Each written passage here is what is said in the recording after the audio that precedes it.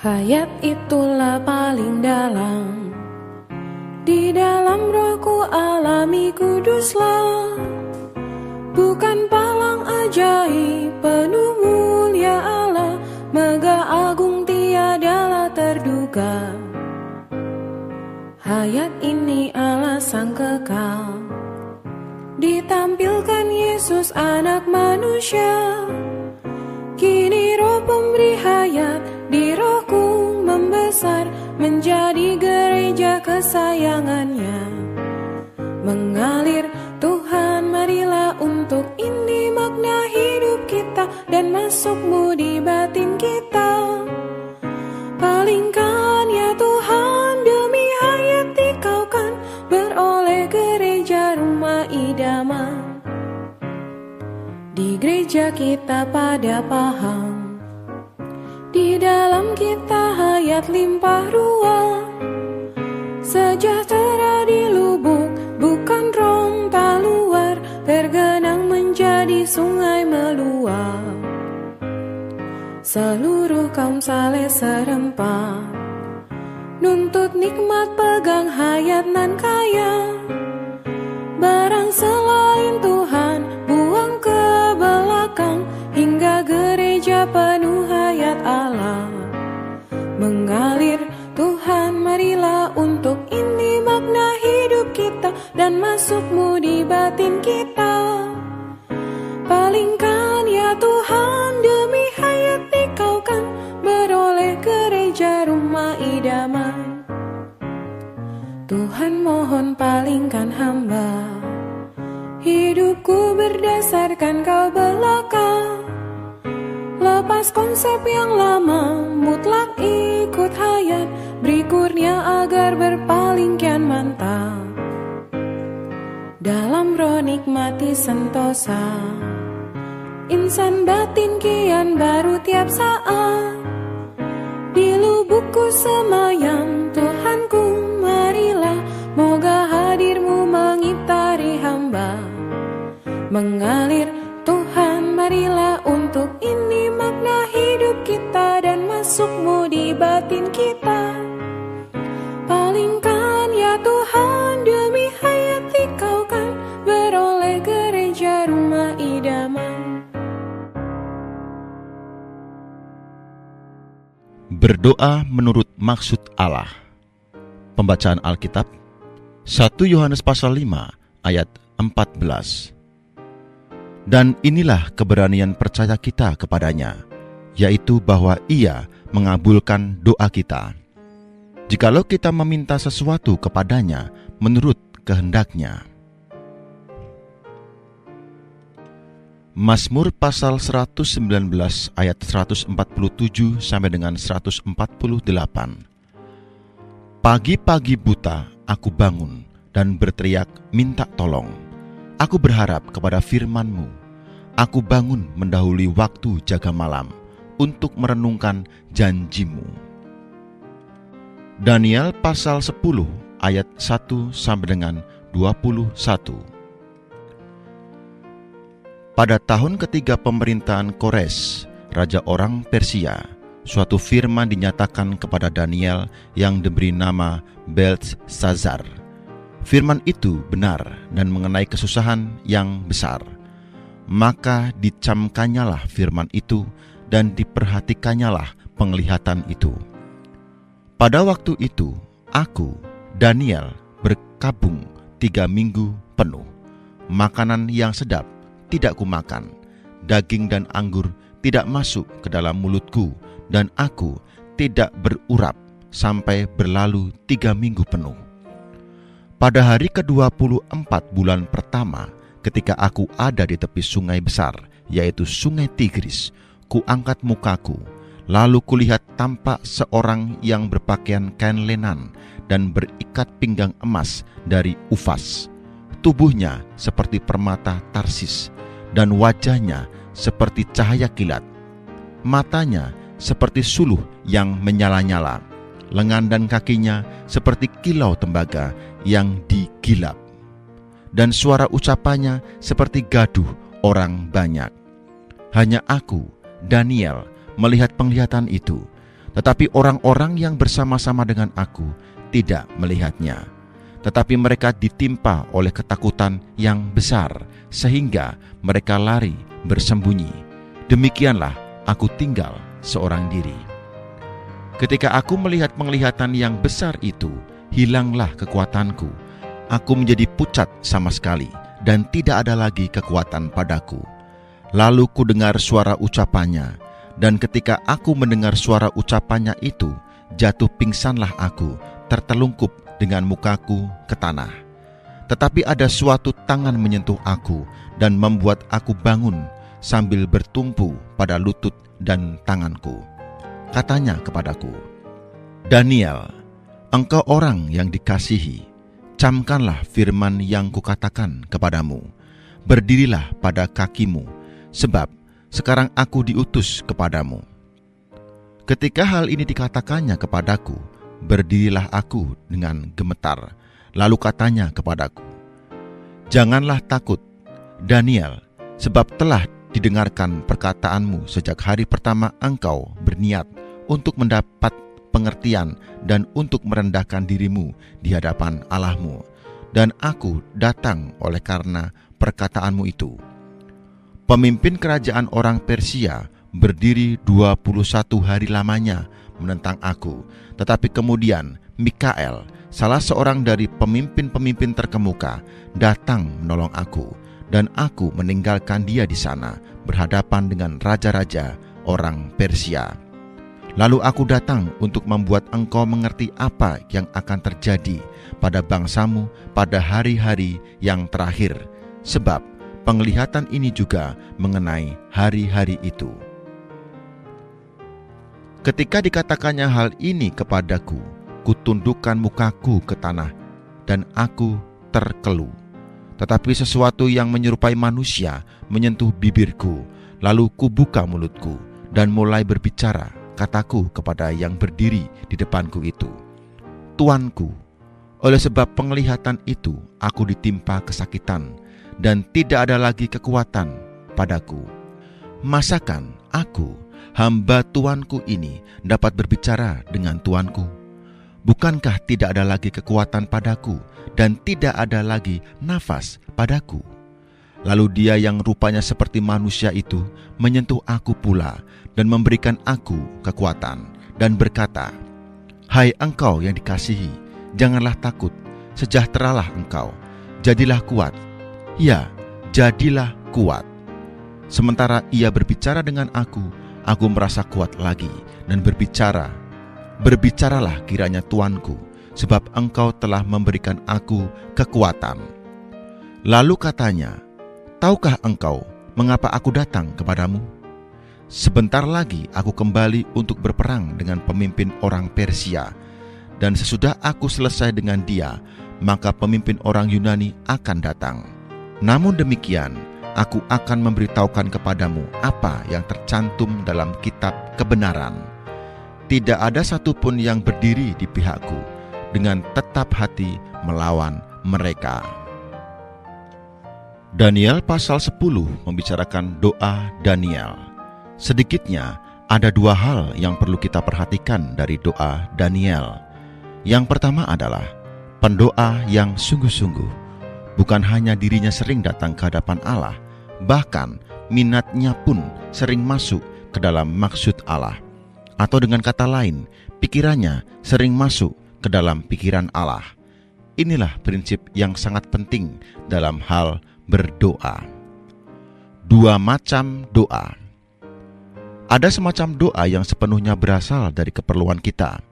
Doa semacam ini ada kalanya didengar Allah, tetapi doa ini tidak bisa membuat Allah mendapatkan sesuatu. Mazmur pasal 106 ayat 15 mengatakan, "Diberikannya kepada mereka apa yang mereka minta, tetapi hati dan roh mereka lemah." Apakah artinya ini? Artinya, di padang gurun, orang Israel berdoa kepada Allah untuk memuaskan nafsu mereka. Allah mendengarkan doa mereka. Allah memberi mereka sesuatu, tetapi mereka lemah di hadapan Allah. Saudara-saudari, ada kalanya doa Anda didengar oleh Allah, tetapi itu hanya untuk memuaskan keperluan Anda sendiri, tidak bisa memuaskan hati Allah. Doa semacam ini tidak seberapa bernilai. Masih ada satu macam doa, yaitu doa yang berasal dari keperluan Allah, yang bersumber dari Allah, yang dimulai oleh Allah. Doa demikian baru bernilai. Orang yang ingin mempunyai doa semacam ini tidak hanya dirinya perlu sering datang ke hadapan Allah, minatnya juga harus sering masuk ke dalam maksud Allah. Pikirannya masuk ke dalam pikiran Allah. Karena dia sering hidup di hadirat Allah, maka ada beberapa maksud Allah, beberapa pikiran Allah yang diberitahukan kepadanya, terjamah olehnya. Maksud-maksud itu, pikiran-pikiran itu dengan sendirinya menjadi harapannya di hadapan Allah untuk didoakan. Kita harus mempelajari doa macam kedua. Meskipun kita masih kekanak-kanakan, meskipun kita masih lemah, tetapi kita perlu datang ke hadapan Allah agar Roh Allah membawa minat kita masuk ke dalam maksudnya, membawa pikiran kita masuk ke dalam pikirannya. Demikianlah kita bisa masuk ke dalam maksud dan pikiran Allah, bisa menjamah maksud dan pikiran Allah. Jika demikian, kita bisa tahu bagaimana Allah berjalan, bisa tahu apa permintaan Allah di atas diri manusia. Saudara-saudari, bila Anda lebih banyak masuk ke dalam maksud dan pikiran Allah, Anda akan mengerti maksud dan pikiran Allah, dan lambat laun maksud hati Allah itu di dalam Anda menjadilah doa Anda. Doa sedemikian inilah yang bernilai. Karena Daniel masuk ke dalam pikiran Allah dan menjamah maksud dan kehendak Allah, maka barang-barang itu di dalam hati Daniel menjadi harapannya. Maksud Allah tercetak ke dalam Daniel dan menjadi maksud Daniel. Ketika Daniel mendoakan maksud ini, menyerukan maksud ini, mengeluhkan maksud ini, maksud Allah pun demikian. Kita perlu memiliki doa semacam ini, yaitu doa yang bisa menjamah maksud hati Allah. Kita tidak memerlukan kata-kata yang banyak, melainkan perlu lebih banyak menjamah maksud hati Allah, sehingga Allah membawa kita masuk ke dalam maksud hati Allah. Untuk ini, kita perlu mengeluarkan waktu untuk belajar. Ketika Anda baru belajar, tidak perlu banyak kata-kata, tidak perlu banyak mempertimbangkan. Roh hati Anda harus tenang, teduh. Anda boleh membawa keadaan hari ini ke dalam terang muka Allah untuk direnungkan. Anda boleh melupakan keadaan hari ini dan hanya masuk ke dalam firman Allah untuk merenungkannya. Anda juga boleh demikian hidup di hadapan Allah, dalam roh bersentuhan dengan Allah, dalam roh membiarkan Allah menjamah. Bukan Anda yang menyentuh Allah, melainkan membiarkan Allah menunggu Anda teduh. Di sana Anda memeriksa, di sana Anda mendapat sesuatu, di sana Anda menjamah maksud Allah. Hikmat yang besar berasal dari sini. Demikianlah maksud Anda masuk ke dalam maksud Allah. Pikiran Anda masuk ke dalam pikiran Allah, dan bertolak dari sini Anda berdoa kepada Allah. Kalau Anda membawa maksud dan pikiran Anda kepada Allah, maksud dan pikiran Allah bisa tercetak ke dalam Anda menjadi maksud dan pikiran Anda. Doa yang demikian adalah doa yang paling berharga, doa yang paling berbobot. Saudara-saudari, tentu Anda ingat perkataan Tuhan Yesus. Karena itu berdoalah demikian: Bapa kami yang di surga, dikuduskanlah namamu, datanglah kerajaanmu, jadilah kehendak-Mu di bumi seperti di surga. Anda tidak hanya perlu menghafalkan kalimat-kalimat ini, tetapi perlu juga Roh Allah membawa pikiran Anda ke hadapan Allah, agar maksud Allah, pikiran Allah tercetak ke dalam Anda, menjadi maksud Anda, menjadi pikiran Anda. Lalu doa yang Anda panjatkan barulah berharga. Terhadap perkara yang sama, mungkin terjadi dua macam doa yang berbeda. Doa yang pertama berasal dari maksud Anda, berdasarkan pikiran Anda, berdasarkan harapan Anda. Mungkin Allah juga mendengarkan doa Anda, tetapi nilai doa semacam ini rendah. Kalau Anda membawa perkara itu ke hadapan Allah, membiarkan Roh Allah membawa maksud Anda ke dalam maksudnya, membawa pikiran Anda masuk ke dalam pikiran Allah, maka ketika Roh Allah mencetakkan maksud dan pikirannya ke dalam Anda akan mempunyai satu maksud dan pikiran yang berat. Kalau Allah sedih karena kebinasaan manusia dan hal itu tercetak ke dalam Anda, maka Anda juga mempunyai satu harapan, tidak menghendaki manusia binasa. Dan Anda dari dalam mengeluhkan dalam doa. Kalau Allah sedih dan gelisah karena kegagalan anak-anak Allah dan hal itu tercetak ke dalam Anda juga akan mempunyai satu maksud, yaitu tidak mengharapkan satu anak Allah pun jatuh ke dalam dosa, jatuh ke dalam gelap. Dan Anda dari dalam mengucapkan doa syafaat, Anda mengaku dosa, Anda mohon Allah mengampuni, Anda mohon Allah membersihkan anak-anaknya. Doa yang pertama dipanjatkan menurut maksud Anda sendiri. Doa yang kedua dipanjatkan menurut maksud Allah yang telah tercetak di dalam Anda menjadi maksud Anda. Dua macam doa ini tidak sama. Saudara-saudari, kalau Anda masuk ke dalam Allah, maksud Allah itu tercetak ke dalam Anda menjadi nafas Anda, menjadi keluhan Anda. Doa yang dipanjatkan berdasarkan maksud ini barulah berharga dan berbobot. Di bumi, banyak pekerjaan yang akan dikerjakan oleh Allah. Juga banyak aspek yang akan dilakukan oleh Allah. Kita tidak bisa berdoa berdasarkan perasaan sendiri, berdasarkan pikiran sendiri. Kita seharusnya datang ke hadapan Allah, mendekati Allah, menengadah kepadanya, membiarkan Allah mencetakkan banyak hal yang akan Dia kerjakan di bumi ke dalam kita. Dan dengan itu, kita mengutarakannya. Anda datang ke hadapan Allah. Mungkin Allah mencetakkan maksud untuk memberitakan Injil ke dalam Anda. Lalu di dalam Anda timbul satu maksud untuk memberitakan Injil. Maksud ini menjadi beban di dalam Anda. Bertolak dari beban ini, Anda berdoa. Anda mengeluhkan tentang perluasan Injil. Saudara-saudari, ketika Anda demikian mendekati Allah, mungkin Allah memberikan maksud yang lain ke dalam Anda. Ketika Allah memberikan maksudnya ke dalam seseorang, orang itu dapat mengubah maksud Allah menjadi maksudnya sendiri dan kemudian mendoakannya. Daniel datang ke hadapan Allah menjamah satu hal dan dia mendoakan hal itu, mengeluhkan hal itu. Demikian ini sangat berharga, sangat berbobot, bisa menguduskan nama Allah dan mendatangkan kerajaan Allah. Juga bisa membuat kehendak Allah terjadi. Peperangan rohani. Hal kedua yang perlu diperhatikan adalah ketika Anda mempunyai doa yang demikian, doa Anda akan menggoncangkan alam maut, akan mempengaruhi iblis. Sebab itu, iblis akan datang menghalangi doa ini. Semua doa yang berasal dari Allah, tidak ada yang tidak mendapat tentangan dari kuasa kegelapan. Disinilah terjadi peperangan rohani. Mungkin tubuh Anda, keluarga Anda, banyak hal dari Anda akan diperangi oleh iblis. Begitu Anda mempunyai doa yang demikian, Anda pasti diserang oleh iblis. Ia menyerang Anda sedemikian rupa agar Anda tidak bisa meneruskan doa Anda. Bahkan di angkasa ia menghalangi doa Anda dengan tujuan agar doa Anda tidak mendapatkan jawaban, membuat jawaban doa Anda terlambat. Doa semacam itu seharusnya cepat dijawab, tetapi sampai hari ini masih terkatung-katung di angkasa.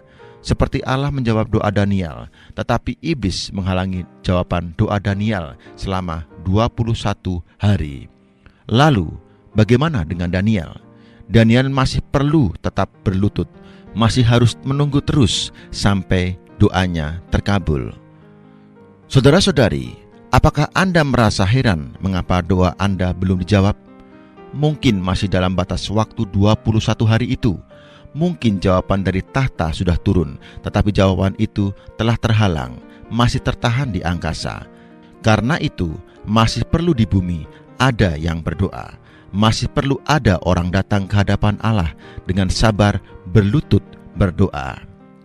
Saudara-saudari, kalau Anda datang ke hadapan Allah, Anda tenang di hadapan Allah, melepaskan pikiran sendiri, masuk ke dalam pikiran Allah. Anda akan nampak betapa banyaknya perkara yang Allah tunggu agar Anda doakan. Anda akan nampak seluruh muka bumi adalah sasaran doa Anda. Setiap aspek adalah sasaran doa Anda. Jangan hanya berdoa berdasarkan perasaan diri sendiri. Anda harus membawa maksud Anda masuk ke dalam maksud Allah. Membiarkan maksud Allah tergarap menjadi maksud Anda, menjadi keluhan Anda, menjadi harapan Anda dalam alam semesta. Tidak ada satupun maksud Allah yang diutarakan tanpa melalui manusia. Juga tidak ada maksud Allah yang diutarakan melalui manusia yang tidak dihalangi oleh iblis. Untuk menggenapkan maksud Allah, kita perlu berdoa. Untuk menyingkirkan halangan iblis, kita juga perlu berdoa. Kita harus memakai kuasa doa, harus melepaskan apa yang harus dilepaskan, harus membelenggu apa yang harus dibelenggu. Kita berdoa bukan berdasarkan maksud kita sendiri, melainkan datang ke hadapan Allah, berdoa berdasarkan maksud yang Allah garapkan ke dalam kita. Allah berkata, ini harus ada. Kita juga berkata, ini harus ada. Allah berkata, itu tidak boleh tetap tinggal. Kita juga berkata, itu tidak boleh tetap tinggal. Kita harus melupakan diri sendiri, kemudian menjamah maksud hati Allah, dan dengan doa mengutarakan maksud Allah hari ini.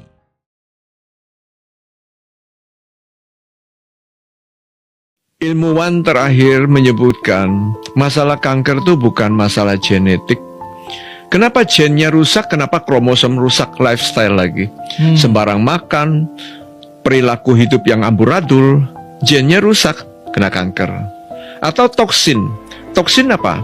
Lingkungan yang tidak bersih, polusi udara, asap rokok, itu menyebabkan kanker. Kesalahan kita lagi, lifestyle lagi.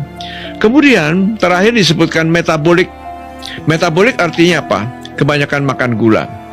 Lemak sudah jelas, menimbun lemak, masuk dalam perut, oleh liver kita diolah, gula juga naik, namanya gluconeogenesis. Belum lagi kita makan yang manis semua.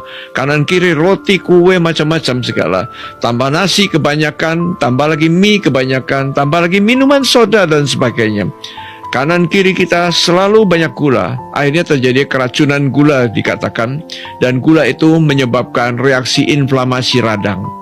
Dan gula itu menyebabkan penyumbatan kemana-mana. Dan dikatakan sel kanker itu asalnya sel normal. Tapi sel normal itu mengalami damage, rusak lantaran si gula. Begitu rusak, lalu berubahlah sifatnya dan dikatakan sel kanker itu mencaplok gula 50 kali lebih cepat daripada sel normal. Jadi kalau sudah ada bibit kanker keluar di sini karena lifestyle kita yang salah, hidup kita yang salah, lalu sel kanker mulai keluar. Datang gula, dimakan habis. Karena begitu dia makan habis yang sel normal kalah. Apa yang terjadi? Sel kanker pesta pora dengan gula karena dia makan lebih cepat 50 kali, melahap gitu ya. Apa yang terjadi? Dikatakan begitu dapat gula, si sel kanker tumbuhnya lebih cepat, menyebar kemana-mana, metastase kemana-mana. Bahkan dia dikatakan tahan banting, tidak mempan dengan kemoterapi. Bahaya sekali. Jadi gula bisa memicu kanker. Ada gula, kanker menjadi-jadi. Wah.